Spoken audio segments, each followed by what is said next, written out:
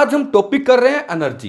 Energy करने से पहले अपने को पता होना चाहिए वर्क क्या होता है। वर्क दो बातों पर डिपेंड करता है, एक तो फोर्स हम अप्लाई करें और दूसरा बॉडी मूव कर जाए।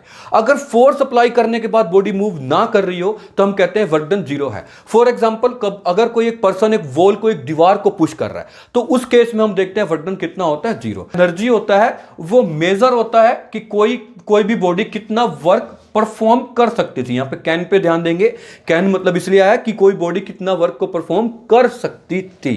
किया है नहीं उस बात पे डिपेंड नहीं करता। मैं आपको एक एग्जांपल से पहले ये समझा देता हूं। मान लो ये शॉपकीपर है, इसके पास कोई एक पर्सन, कोई एक चाइल्ड, कोई एक बच्चा इसके पास कैंडीज लेने चला गया। तो ये शॉपकीपर तो इसको कैंडीज कब देंगे, जब ये बच्चा इनको मनी देगा। तो बच्चों मनी क्या है, ability to do buy. Ability to buy मतलब किस चीज को खरीदने की क्षमता। अगर बच्चों ऐसे ही मैं कहूं एनर्जी क्या है, तो एनर्जी होता है ability to do the work. अब जरूरी नहीं कि इन पैसे से सारी चीज खरीदे हम, हमारी पॉकेट में सब पैसे की चीज नहीं खरीद से, पर हम खरीद सकते हैं। इसलिए एनर्जी का मतलब क्या होता है, वर्क किया है या नहीं उस पर डिपेंड नहीं करता, वर्क कितना कर सकते थे उसको बोलते हैं हम एनर्जी। आई होप सो बच्चों आपको एनर्जी की डेफिनेशन समझ आ गई होगी। हम आगे देखते हैं बच्चों, जो एनर्जी होता है वो स्केलर क्वांटिटी होता है। एसआई यूनिट एनर्जी की होती है जूल। एसआई मतलब स्टैंडर्ड इंटरनेशनल सिस्टम, ये पूरा वर्ल्ड फॉलो करता है। फिर आता है सीजीएस सिस्टम। सीजीएस का मतलब सेंटीमीटर ग्राम सेकंड। ये सिस्टम पहले इंडिया फॉलो करता था, अब नहीं करता, बट फिर भी हमें पढ़ना होता है। सेंटीमीटर ग्राम सिस्टम के अंदर एनर्जी की यूनिट होती है अर्ग। 1 जूल और 1 अर्ग में रिलेशन होता है, 1 जूल इज इक्वल टू 10⁻⁷ अर्ग। एनर्जी की सबसे छोटी यूनिट, स्मॉलेस्ट यूनिट होती है इलेक्ट्रॉन वोल्ट। यहां पे ईवी को बोलते हैं इलेक्ट्रॉन वोल्ट। 1 इलेक्ट्रॉन वोल्ट के अंदर 1.6 इंटू 10⁻⁻19 जूल होते हैं। फिर बच्चों आता है 1 किलोवाट आवर। 1 किलोवाट आवर का मतलब होता है जो हमारे घरों में इलेक्ट्रिसिटी का बिल आता है, जो हम इलेक्ट्रिकल एनर्जी यूज करते हैं, वो किलोवाट आवर में आती है। आप कभी भी जो आपके घर में इलेक्ट्रिसिटी बिल आए उसमें आप पढ़ के देखना, तो उसमें होगा 10 किलोवाट आवर आपने एनर्जी यूज करी, 20 किलोवाट करी, 80 किलोवाट आवर। तो ये किलोवाट आवर क्या होता है बच्चों, हमारे पास इलेक्ट्रिकल एनर्जी की यूनिट होती है। 1 किलोवाट आवर का मतलब अगर हम जूल में देखें तो ये बनेगा 3.6 इंटू 10⁻⁶ जूल। फिर आता है हमारे पास कैलोरी। कैलोरी भी बच्चों एनर्जी की यूनिट होती है। कभी भी हम कोई भी फूड इंटेक करते हैं, खाना खाते हैं, जैसे कि मान लो हमने कुरकुरे खाए, तो आप देखना कोई भी आप पार्ले जी का बिस्किट खाना, तो आप देखना उनके अंदर लिखा होता है कि कितनी एनर्जी इसके अंदर है, कितने किलो जूल, कितने किलो कैलोरीज इसके अंदर एनर्जी है। तो कैलोरी क्या होता है, ये हीट एनर्जी की यूनिट होती है। 1 कैलोरी का मतलब होता है 4.186 जूल। 6 आप ना भी लिखो तो भी चलेगा, आप 2 डेसिमल तक लर्न कर सकते हो। आगे बढ़ते हैं बच्चों, अब अपने को करना है types of energy. Types of energy बहुत सारी बच्चों, लेकिन धीरे धीरे धीमे धीमे धीमे धीमे हम करते जाएंगे। ये आगे की क्लासेस में हम करते जाएंगे। कुछ टाइप मैंने यहां लिख दी हैं, जैसे कि light, heat, chemical, kinetic, electrical. Light energy बच्चों आप देखते हो बल्ब में होती है, हीट हमें फायर से मिलती है, केमिकल हमें केमिकल एनर्जी सेल वगैरह से मिलती है, काइनेटिक एनर्जी मोशन से मिलती है। इसको भी हम पूरा वाइडली एक्सप्लेन करेंगे।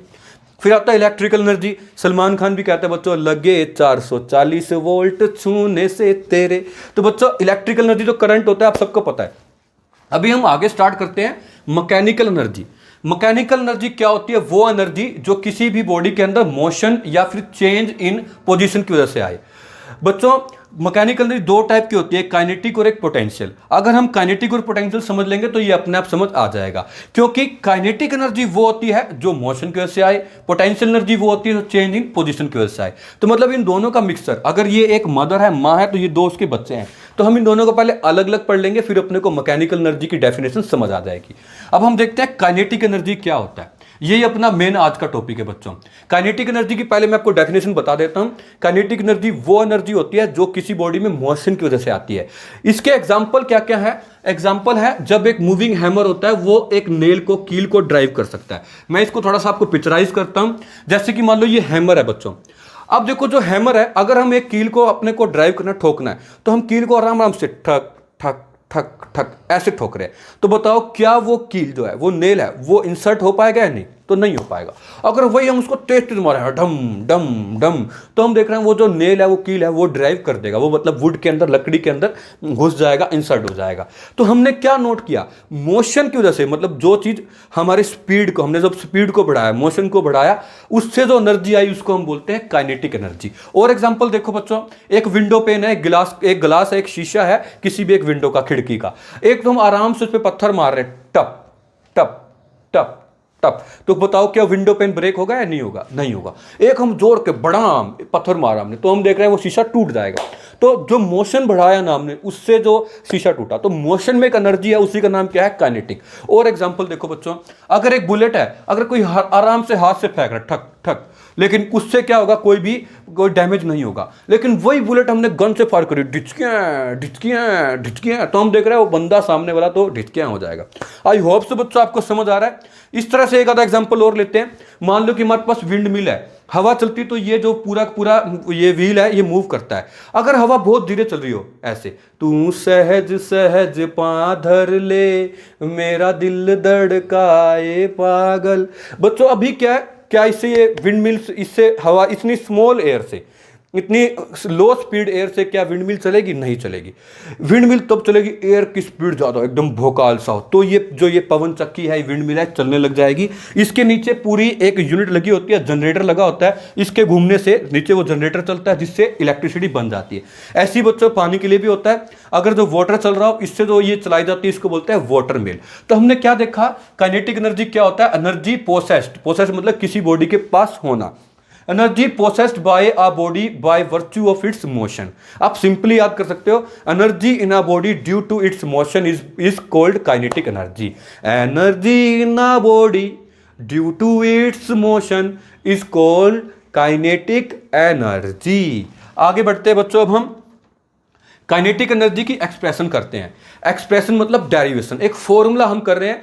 डरना नहीं है, वेरी गुड। अपने को क्या समझना है बच्चों? अगर एक एक स्टेप को हम समझेंगे ना, पिछला भी अपने को लर्न हो जाएगा। पहले तो आप टेंशन मतलब मैं आपको पिछला ही बता देता हूं। देखो बच्चों, जो हमने आज से पहले कर रखा है 3 यूनिट में, वो ये है, v square minus u square equal to as। ये थर्ड इक्वेशन ऑफ मोशन थी, नहीं पता तो अब आ गई।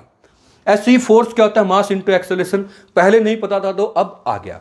ऐसे ही वर्क क्या होता है? फोर्स इंटू डिस्प्लेसमेंट, ये हमने इसी यूनिट में किया है। ये हमने किया था मोशन यूनिट के अंदर, जो कि एनसीईआरटी में चैप्टर 8 है।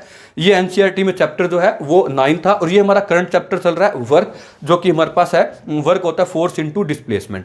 ये अपने को पहले पता होना चाहिए। बच्चों मान लेते हैं कोई एक ये बॉडी है, जिसका जो मास अपने को गिवन है, वो मास है हमारे पास m। इस बॉडी का मास है m। ये बॉडी शुरू में 0 वेलोसिटी पे थी। u होता है इनिशियल वेलोसिटी, मतलब शुरू में जो स्टार्टिंग में वेलोसिटी थी वो कितनी थी? 0। बाद में वेलोसिटी कितनी होगी? फाइनल वेलोसिटी v क्या है? Final velocity. f जो है वो दिख रहा है यार, सबको पता है, फोर्स होता है। और a क्या होता है? Acceleration, already you know. s होता है डिस्टेंस या फिर डिस्प्लेसमेंट। अब इन तीनों इक्वेशन का हम यूज करेंगे और एक्सप्रेशन मतलब कि फॉर्मूला निकाल लेंगे काइनेटिक एनर्जी के लिए। क्या आप रेडी हो? Are you ready? Got it? अब देखते हैं बच्चों, हमारे पास एज वी नो, जैसा कि देश का बच्चा बच्चा जानता है, वर्क होता है फोर्स इंटू डिस्प्लेसमेंट। और एज, जैसा कि बच्चा बच्चा को यह भी पता है, फोर्स होता है mass into acceleration. Let's this is equation first, ये इक्वेशन है सेकेंड इक्वेशन को पुट कर दो फर्स्ट में, तो put second equation in first, तो we will get W is equal to mass into acceleration into displacement. अब तक अपने को समझ आ गया? Got it? अब तक क्या समझ आया? वर्क हो गया mass into acceleration into displacement. My dear students, third equation से देखो, from third equation of motion, third equation of motion से v square minus u square 2as होता है। इसमें आप पुट कर दो, पहले ये इक्वेशन लिख लेता हूं मैं, v square minus u square is equal to 2as। तो बच्चों आप देखो u कितना था, शुरू में ये बॉडी रेस्ट पे थी, तो हमारे पास कितना आ गया? u 0। तो हमारे पास आ गया v square minus 0 is equal to 2as। यहां से आप as फाइंड कर लो, as कितना आ जाएगा? v स्क्वायर बाय 2, क्योंकि 2 इधर आके डिवाइड में हो जाएगा। ये हमारे पास इक्वेशन आ गई बच्चों से fourth. Put fourth equation in third, इस थर्ड इक्वेशन के अंदर फोर्थ को पुट कर दो, तो आ जाएगा put equation number fourth in third. तो हमारे पास आ जाएगा W is equal to m, as की जगह हमने क्या लिख देना है? v square by 2। V square by 2। ये हमारे पास आ गया वर्क डन जब कोई बॉडी जीरो वेलोसिटी से वी वेलोसिटी तक चलती है और एस डिस्प्लेसमेंट कवर करती है। बच्चों यही वर्क डन एनर्जी की फॉर्म में स्टोर होगा, काइनेटिक एनर्जी की फॉर्म में। मैं इसको एक एग्जांपल से समझाता हूं। मान लो कि एक फुटबॉल आपके पास है और सामने एक शीशा पड़ा है, गिलास पड़ा है। अगर फुटबॉल को आप आराम से होले से किक करोगे तो क्या वो उसको तोड़ पाएगा, इस गिलास को? नहीं। अब वही फुटबॉल को आपने जोर से किक किया तो वो उस गिलास को तोड़ पाएगी। तो सारी बात किस पे डिपेंड करती है, आपने किक कितनी स्पीड से किया, मतलब आपने कितना वर्क किया। अगर आप स्लो किक करोगे तो उसमें एनर्जी भी स्लो आएगी, कम आएगी। अगर आपने किक जो है वो हैवी की होगी तो एनर्जी भी फुटबॉल के अंदर ज्यादा आई होगी। तो इसलिए हम लिख देते हैं ये जो वर्क डन है ये स्टोर होता है काइनेटिक एनर्जी की फॉर्म में। एक प्यारी सी लाइन लिख देते हैं, तेरी प्यारी प्यारी दो अखियां। क्या लाइन है बच्चों?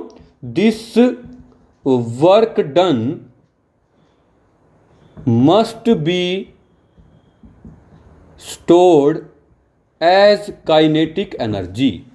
हैंस जो काइनेटिक एनर्जी है उसका फार्मूला हमारे पास आ जाएगा हाफ mv²। ये हमने बॉक्स में डाल दिया। ये हमारी फाइनल एक्सप्रेशन है बच्चों। ये हाफ हमने क्यों लिख दिया? क्योंकि डिवाइड में 2 था, उसको साइड में लिख दिया। तो ये बन गया हमारे पास kinetic energy is equal to mv²। ये 2 साइड में आके बन गया हाफ। तो अपने को इसको याद रखना है। क्या याद रखना है? Kinetic energy is equal to half mv²। Thank you.